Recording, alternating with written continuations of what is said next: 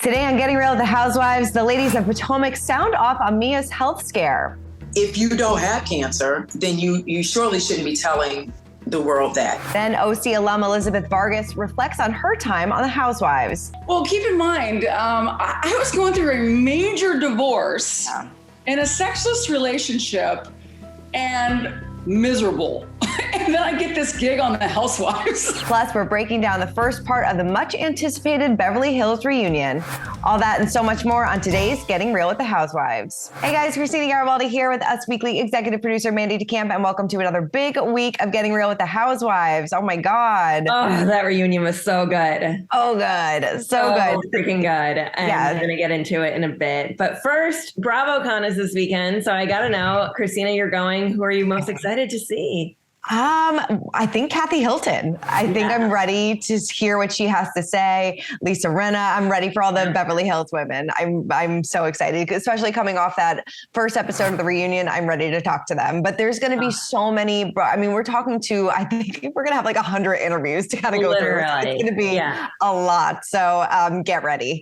Yeah, everyone, stay tuned to our YouTube page, usmagazine.com, because you'll see all the interviews in the next few days popping up. There's going to be so many, whether you like Below Deck, Southern Charm, Housewives, we'll have it all. We got you covered. Cannot wait. But let's get into what you guys had to say about last week's show. Donna Wackler says, glad Kathy is holding Lisa accountable. Lisa is a bully, and you can tell with her facial expressions, nasty, nasty. Yeah. I mean, it's no contest in the comments. You guys are you're a team Kathy or you're just not team Lisa. Right. Rinna. So Chris K said, I'm glad that Mandy has woken up and no longer is team Rinna. There are more than two choices, but if there were only two teams, then the only choice would be team Kathy. Yeah. I get it, Chris. I'm with you now. But I agree. There's not just two teams. I don't know if I'm necessarily team Kathy, but I'm no longer team Rinna. I know. It's sad. It's sad. And then Summer Rodriguez says, you girls are right on. Love this weekly show. Well, thank you, Summer. Appreciate it. Throw a nice comment in there. There's some not so nice comments. So we gotta look at the nice ones sometimes too.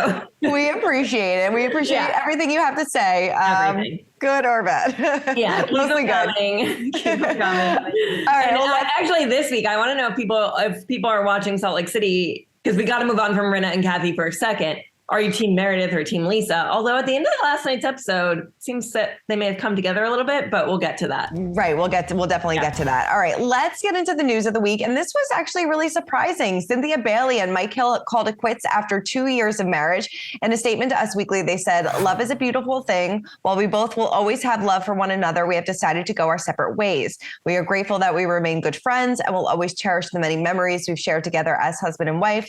Many of you have been on this journey with us from the very beginning, and we appreciate our family, friends, and beloved fans for your positive support as we move forward and start new chapters. Thank you for your prayers and well wishes. Of course, the Atlanta alum went public with Mike back in August of 2018. They married in a very elaborate wedding on Real Housewives of Atlanta in October of 2020. So yeah, this is pretty surprising. I was not expecting this one.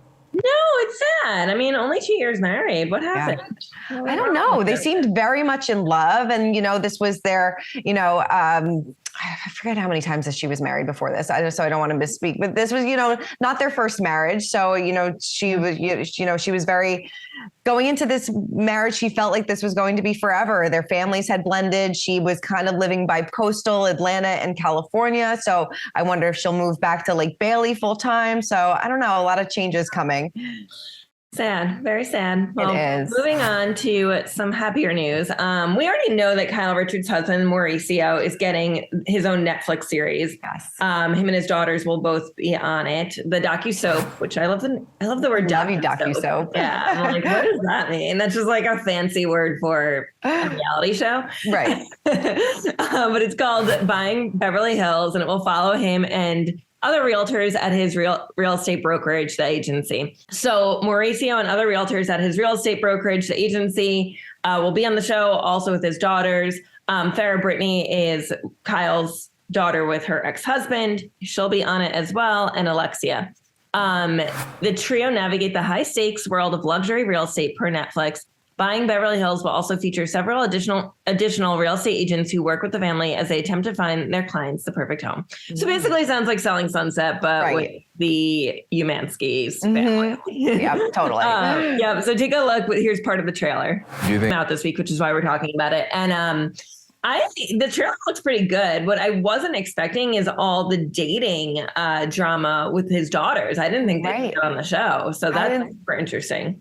It is. It's interesting to see like her family have drama and her not really be a part of it. It's kind of weird to me. I mean, I guess at this point, it's like if your mom is Kyle Richards and has been doing reality TV for so long, there's nothing that's going to like embarrass your parents. Right. That's true. So it's like, why not make some money for this and their personal lives, I guess. So Kyle has said in the past, that she didn't want her daughters to follow in her reality TV footsteps. She told Australia TV Week a while back, I would strongly advise against reality TV. I wouldn't let them. Two of my girls are in real estate. They're businesswomen, and I like that they're on that path. So it's still in real estate, but reality real estate. Do you feel like we're getting oversaturated with the reality show real estate dramas? It's a little much. Like we have Selling Sunset, we have Selling the OC, we have $1 Million Listing, which has several different, cities. Right. It's a lot, especially in the LA area. Yeah. No, it seems a bit much, but and then we also have, I think, was it Selling Tampa as well? Yeah. We're Selling Tampa. Yeah. So, and I feel like there was Selling the Hamptons at one point too. So it just seems like there's a lot. I think it's on Discovery Plus. Right. So I don't know. I mean, I'll still watch, I love seeing the real estate. I find with these high-end real estate shows that we see the houses and how much they are.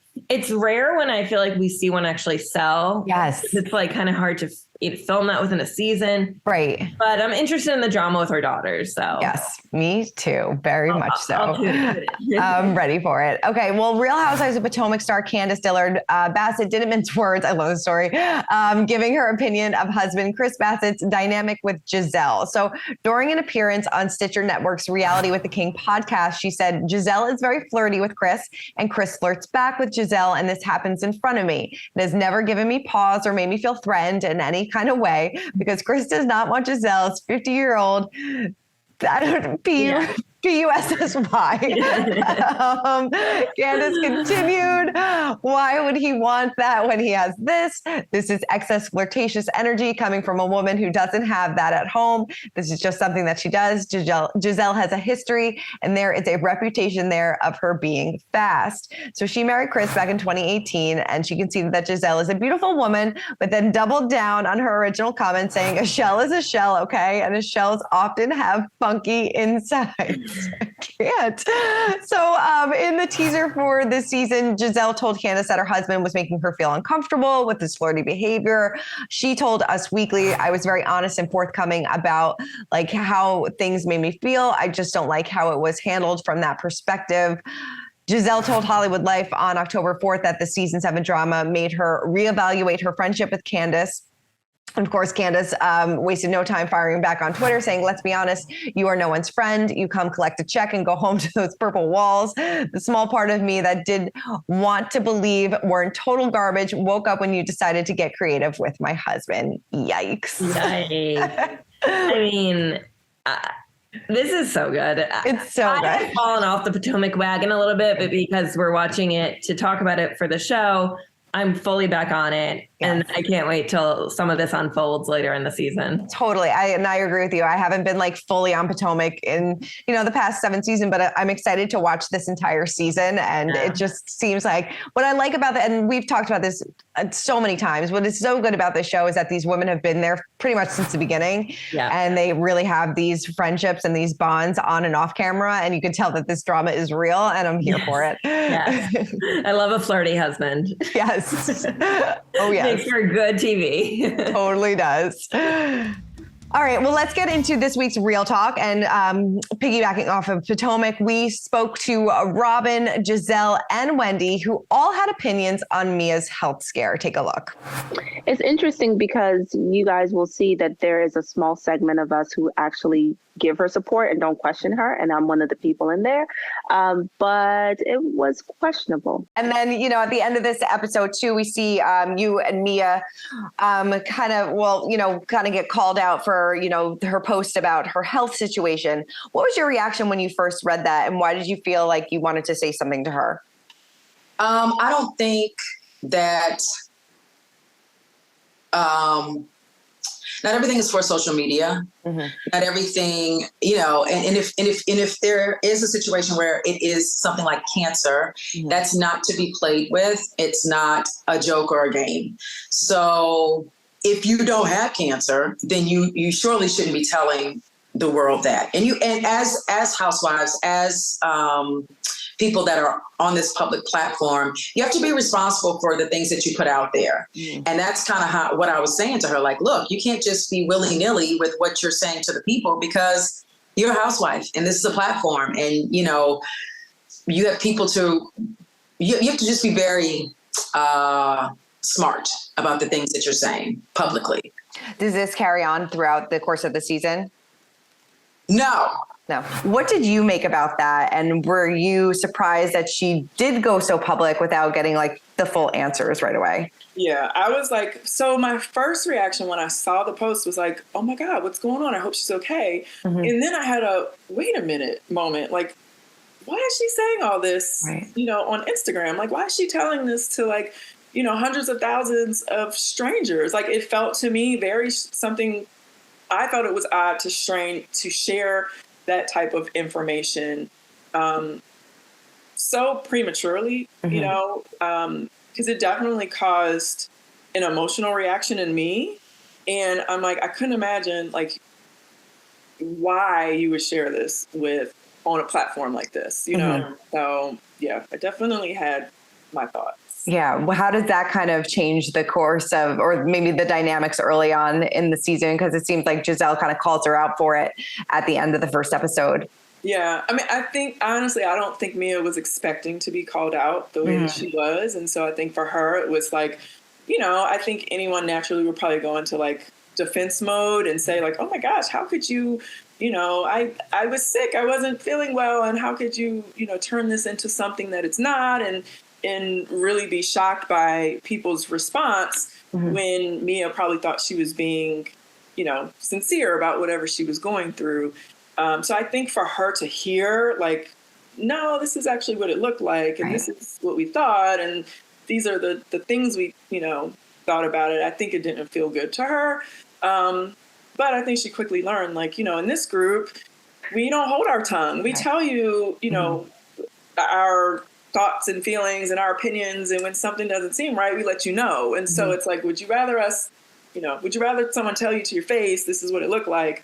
Or would you rather people just talk behind your back and you don't know? So. Right. Yeah, definitely. I mean, we'll talk about this a little bit more in the recap, but yeah, a lot of people questioning whether or not this is another, or this is a, oh my God, who was Vicky's, the heck was his name? The guy that Brooks, yes. Yeah. All right. So, many people are questioning whether or not we have another Brooks situation on our hands. I don't know. Yeah. I mean, my thoughts were, I personally would not have posted anything on Instagram until mm-hmm. I knew what it was and knew what I wanted to share. I understand she wanted to take her fans along on the journey, finding mm-hmm. out, but it was like, she didn't know. It feels very muddy. Yeah.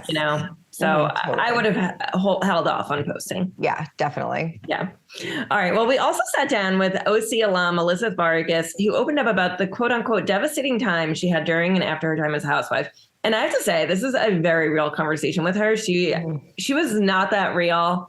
I feel like through the whole season she was on in OC. So take a look. It's interesting. I love in your Instagram bio, it says OC COVID season 15 survivor. I mean, I think that's so amazing. And I love that you're kind of, like you said before, it was kind of a devastating time, but now looking back on it, how do you feel about the whole experience?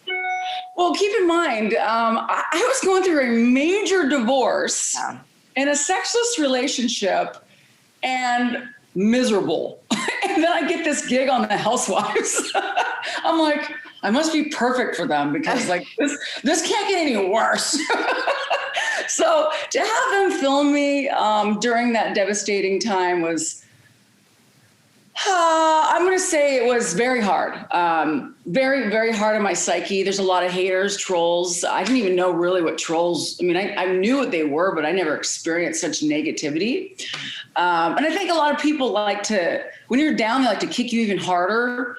And so having the ladies kick me harder on the show was just even worse, because I thought I get this gig working with these amazing women and they're just smashing me left and right. Right. So that was devastating. And then, Jimmy and I, he basically did not want to be on the show. And it was just like, as soon as the show was over, he was like, I'm out. Right. And so that was devastating. He blamed me for being on the Housewives and how terrible of an experience it was. And so I had that feeling of, he's a tech guy, introvert. And I had all this guilt of all this stuff, divorcing my husband. So I guess to meet Nicole was like, okay, honey, what do I do now? I'm pretty much asked in every direction I'm going. What am I doing wrong? Yeah. So, I mean, like you said, you were going through the split during the show, but do you feel like the show intensified that even more, or do you think, 100%. 100%. My ex was, was dating multiple women at the same time, and they were all coming at me at different angles, and I didn't know who was who. And so I didn't want them to be hurt by anything I said if they're trying to start a relationship with him, because I want him to be happy ultimately. Mm-hmm. But then I just got sick of it. I was like, go. I was like, okay, leave me alone. And then, Jimmy, the whole situation, super nice guy, did not deserve, I guess, to be on TV. I thought it was a great opportunity to start a new business and have fun with some ladies. And I mean, it was kind of like winning the golden nugget. You're like, the show's pretty amazing. You could showcase Orange County, and I love my town. And I just thought it was going to be a lot better of an experience, but unfortunately, my computers are all restarting. No worries. Sorry. But it's, unfortunately it was a great experience working with the team. But as far as me personally and my love life, it was devastating all the way around. And it still is. It's hard to date because they're like, oh, you're an Orange County housewife. You're like, what? I mean, I got fired. I'm almost proud of it. Okay. Right, yeah. I really felt for her during this conversation. Like she, said that this really kind of messed with her during the show, after the show. And, after speaking with her, I really wanted her to get another chance and see another season of her on the show, because it's always so hard when you have a one and done housewife, because you never really feel like you got to know them. She was also filming during the pandemic. So it wasn't it didn't feel like a real housewife season too. So I really did feel for her. Yeah. And she was going through a divorce, which, we knew, but it felt like she wasn't that open about it on the show, probably because she was a rookie housewife and didn't know how to navigate those waters. Yeah. Mm-hmm. I felt for her, and I feel like I don't think she would go back to the show. It sounds like she wouldn't, but if she were to go back, I feel like she'd be a different person. We'd see a totally different person. Totally. Yeah. But it was good catching up with her. All right, let's recap this week's episodes. Let's kick it off with the Beverly Hills, part 1 of the Beverly Hills reunion. So much going on. Jamie Lee Curtis was there. Yeah, that was a surprise. I loved it. And bringing, her chic charity. Yeah. I love it. All while promoting Halloween Ends. I forgot all the different plugs that she did in like the 2 minutes that she was on stage, but I love it. Yeah. I thought that was good. And then, we got to talk about Garcelle's son. Everything kind of went on with her son, off camera, with all the bots coming after him. Yeah. And all this like hate, these vile threats and things like that. It was really hard. Like, kids should be off the table. Off the table, absolutely. And I didn't even know you could pay for bots to do this. Right. I didn't. Yeah. Mm-hmm. I had no idea. Yeah. So that was crazy. Do you think Diana had anything to do with it? I think Garcelle thinks Diana had something to do with it. Garcelle 100% thinks no, because Diana does have a lawsuit going on against these bots to try to figure out who it is. So, I mean, she's pretty adamant to clear her name in this situation. Right. But I don't know. And I mean, Garcelle has her own investigation going on as well. So it'll be interesting to see if they come up with the same conclusion. But the message that Diana sent to Garcelle about, that she would do anything to protect her family, Bravo contracts, not, I don't even pay attention to that. Like that was a bit much to me. Yes. Diana's a bit much. Yeah. But I agree. I don't think she had anything to do with this Sutton bot thing. Let us know in the comments if you guys think she had anything to do with it. Yeah. I feel like you're right. Like, why would she? I mean, unless she's lying and she doesn't have an investigation. True. Yeah. No, that is true. Anything past I don't know. I feel like we are never going to see Diana again after this reunion. Absolutely not. I mean, I love how Andy Cohen was like, you don't look sick. Right. It's like, even if you're not going to show up, you're still going to be in the hot seat. Like, just because you're zooming in doesn't mean we're not going to ask you the tough questions. Totally. It was really uncomfortable. And I thought Garcelle handled it as best as she possibly could, because you could just see the disdain in her eyes and her face. And she was like, I am not here for this woman. No. Yeah. Mm-hmm. Someone online said that's the angriest I've ever seen her. Like, she was not having it. I don't blame her. She was. Yeah, I don't. What do you think about Diana's donation to the victims? Do you think that, like, kind of like how Andy said, it was almost like she was trolling the situation? Do you feel like that as well? I went back and forth on it. I think if she has all that money in the world, I think it was a nice thing for her to do. Mm-hmm. I do feel like she's rolling in the dough. Mm-hmm. And why not? I guess if you're all talking about it for 3 seasons now, why not throw some money at it? So that's kind of what I thought. Did you think she was trolling the situation? I mean, kind of yes and no. I mean, I think it's like you said, it's a great thing if she has the money and the means to do it. Like, you're helping a lot of people, but it is kind of suspect that she's like, it happened, I think, at the episode where Erika said that she didn't care about the victims. So I don't know. I don't know, but I don't know. Diana really turned me off this season. Yeah. And I just don't think that she is a good addition to the show. And I think she was just a mean girl, and we don't need it. Yeah. Let's talk about Crystal. Wow. Wow. I mean, I'm not a huge fan of her anymore. No. This was just like running around in circles. She got tripped up in a couple lies, and it was so really tripped up. I feel like she's like, if I was a housewife, right? Like, get caught in my own words and be like, what did I just say? Yeah. And I feel bad for her in that way, because she is just human and she is going to trip up her words, but maybe don't be a housewife then. No. And I'm still so confused about, now it's not a dark comment. Now it's just a dark tone about how Sutton had this conversation, which is a huge difference. Huge difference. They are not the same thing. You cannot interpret a tone as words. Yeah. Like that's crazy. It's great that Sutton is able to move on from this and like be her friend, but this could have like really damaged her reputation and, her friendships on the show. Like, I mean, you're insinuating that she was racist, but you're not telling us what the conversation was about. It's very strange to me. The only thing that I kept going back to is like, why is Sutton being so nice to her? Yes. Did she say something? Right. That Crystal and her were like, we're taking it to the grave. I got you, girl. Like, totally. But like, why even bring it up in the first place then? Right. That's what's so strange about it. If I was Sutton, I would not be okay with it. No, not be okay with it at all. Like, it was very, very odd, but they seem to be able to move on from it, but I don't know if we're going to be able to. Also, her calling her feeling violated when it was Sutton that walked in on her last season, right? Right. Yeah. Getting changed. Comparing it to Kyle feeling violated, getting burglarized. Yeah. Like, did I hear that right? Those are not the same things. Yeah, it's not the same things. And I understand her defense to a certain extent, where she's like, well, this is just how I feel. Like, you can't tell me otherwise. This is just how I feel. But like, doesn't work. You can't really compare apple to oranges all the time. No, it doesn't. That doesn't work for everything. No, and then she brought up, or someone, I guess Andy brought up Michael Jackson. Yes. I mean, I don't know. Do you think you can request Michael Jackson at a party?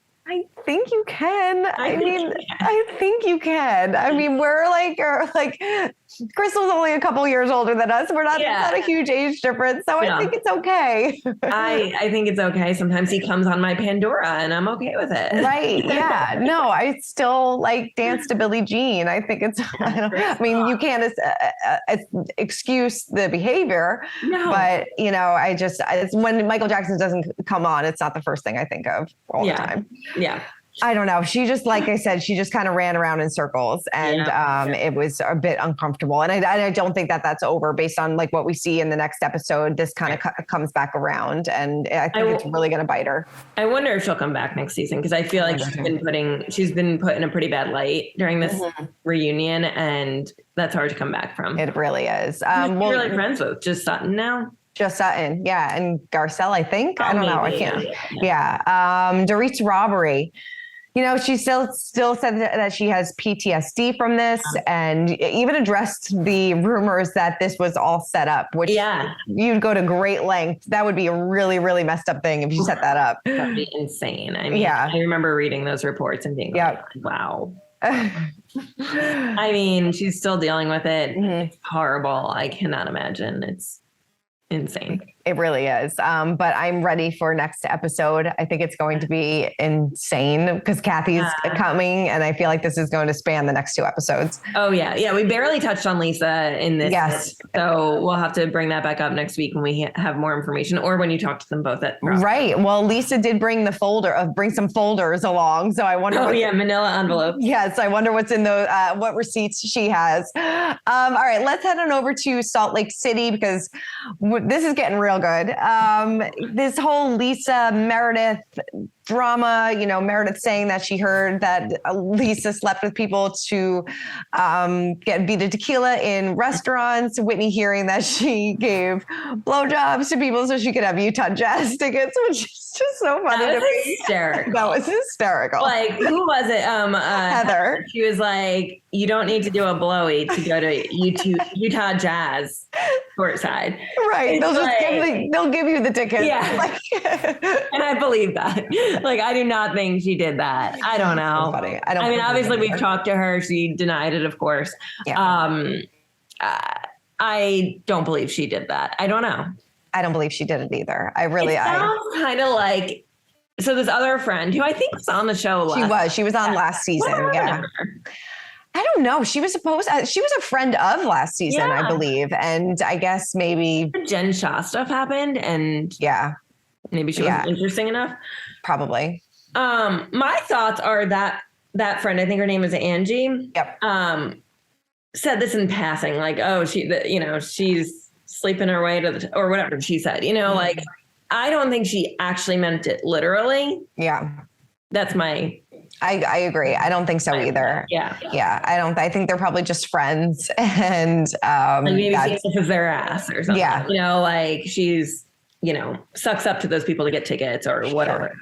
Yeah. That's what I interpret it. That's what I think too. Yeah. But I mean, then it kind of all comes to a head at the end of the episode. But then it was interesting that Meredith decided to console Lisa. Easy. I'm so confused by this friendship. Do you want to be friends? Do you not want to be friends? Like, what's going on here? That was bizarre to me. It was bizarre. Maybe it's because she has this compassion, like, oh, see what happens when your family's brought into it. Mm-hmm. But weird. Very strange. Very, very, very strange. I mean, and then I was surprised to see Whitney and Heather kind of going at it because you may never see the two of them fight. And, and I love that Heather was like, if I heard this information, it would like blow my mind and I would be so excited about it. I know. Why would I lie about this? I know. That was really funny. I love Heather. I think she's very real. I do. And she is really real. And she has no problem calling people out. Like when she was talking to Meredith and calling her like a condescending superior bitch. Yeah. Like, somebody had to put her in her place. Yeah. And she's right, I think. Yeah. I mean, whose side are you on? Are you on Meredith or Lisa's? Because I find it hard that Meredith was able to forgive Jen Shah for like liking tweets about her son's sexuality and, putting him on blast, but she's not able to forgive Lisa. It is kind of being a little superior, I think. Oh, yeah. I have trouble with siding with either one of these ladies. I find their voices and I know. I don't know. But overall, but I love watching them. I think they're great TV. I think they're probably great people in real life. And this is all turned on for TV. I would side with Lisa if I had to pick. Yeah, I would side with Lisa too. Yes, I'm definitely leaning towards Lisa in this situation, but who knows? It's still very early on in the season, so we'll have to wait and see. Yeah. Should we head on over to Potomac? Yeah, let's do it. All right. What did you think about the Potomac premiere? I thought it was good. I thought it got me, like I said, I fell off the Potomac wagon for a few seasons and I got caught up and I am back in it and I'm up to this show. I mean, like you said earlier, I feel like there's some real friendships there. All the husband drama is interesting. So interesting. And I just cannot handle the Ashley Michael situation. Like, I mean, are you still getting cravings for him? Wait, a coochie craving. I wasn't going to say it, Christina. My jaw was wait, do people get cravings for Michael? Like how old is he? No.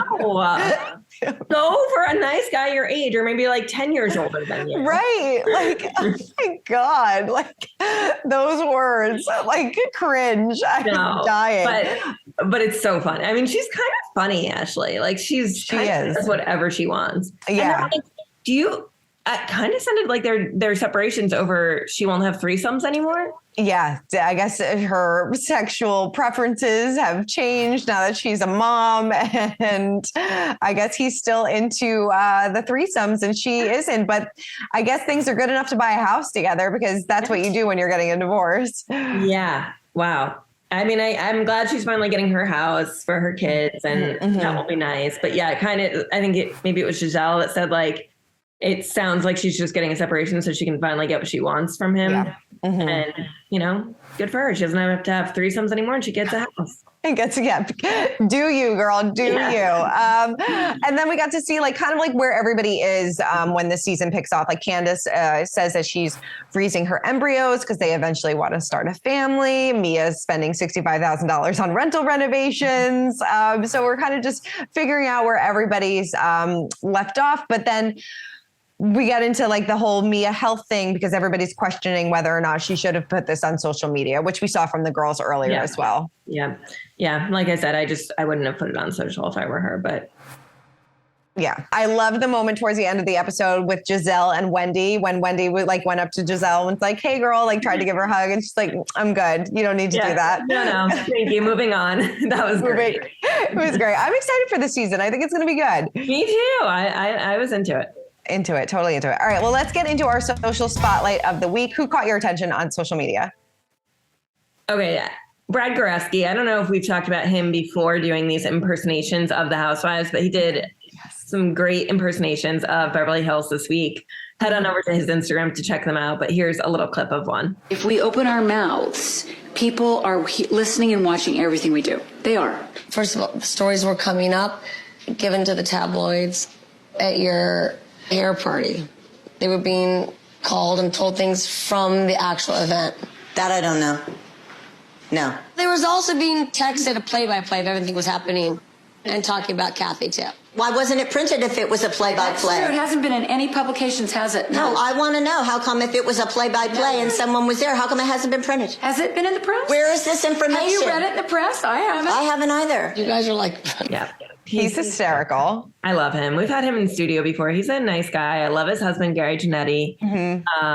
They're just hysterical together. If you don't follow both of them, you definitely should. When they go on vacation together, it's the absolute best. I love it so much. And Gary has he doesn't do it as much anymore, but he used to post and do some great memes about the Royals, which is hysterical, but he doesn't do it as much, but it's still really funny when he does. People came after him and were making fun of kids, which...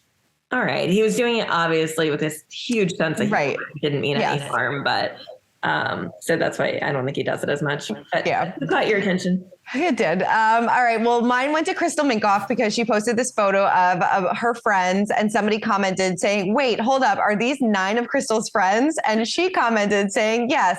And if they turn out to be a-holes, they'll be added to my 14 rejects with a laughing crying emoji. We forgot to talk about that. The 14 friends. Right. The 14 friends. Yeah. I mean, so she still didn't really go into much detail other than saying whether it was before the show or when she was on the show, they got intimidated or whatever happened. They didn't like her anymore once she became a housewife. But Kyle clearly had some background on this and was pissed. Yeah, Kyle knows something that we don't know. So she's holding on to this one. So maybe we'll have to wait till next season for that one to come out. But yeah, interesting that Crystal also kind of tripped up on the story on that one. So like, were the friends mad when she started filming? Were the friends mad when she got casted? Were the friends mad before any of this happened? That was kind of murky waters as well. So It was also one of those situations though, where I'm like, well, she was just telling, like, I don't think it mattered that much. But Kyle harped on those words. Yeah, Kyle's like, I'm coming for you. But oh my God, I cannot wait for the next episode of Beverly Hills Reunion. Like we said, we have so much Bravo content coming your way in the next few weeks. Get ready. So it's going to be a lot of fun. And you'll have a lot of behind the scenes stories of BravoCon that you'll share next week too. I can't wait to hear 100% the drama behind the scenes. I cannot wait. It's going to be so much fun. Well, Mandy, thank you for running down all things Housewives with me as always. Christina. All right. If you want to listen to our full interview with Elizabeth Vargas, listen to our Getting Real with the Housewives podcast. Keep commenting, keep subscribing, and we'll see you guys next week. Bye. For more news, content, and exclusive interviews, make sure to hit the sub, like, and bell button down below and visit usmagazine.com.